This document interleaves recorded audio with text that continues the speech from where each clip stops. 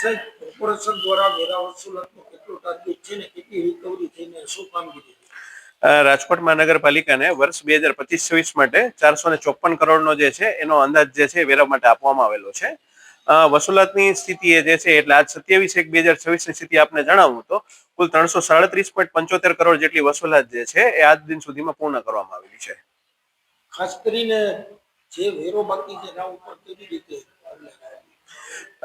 જે ઈસમોનો વેરો બાકી છે તેમને જે છે રાજકોટ મહાનગરપાલિકા દ્વારા હાલ ટેલિફોનિક સંપર્ક પણ કરવામાં આવે છે.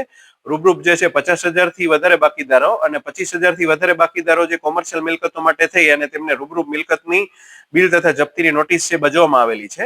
જે કિસ્સાઓમાં જે છે એમાં નિયત સમય પૂર્ણ થયા બાદ જે છે એ વેરો ભરપાઈ કરવામાં નહીં આવે તો તેઓને જે છે એ મિલકતની સીલ, રહેણાંક વિસ્તારોની અંદર નળ કનેક્શન કપાત અને આખરી પગલા તરીકે મિલકતની જે છે હરાજી સુધીના પગલા લેવામાં આવનાર છે.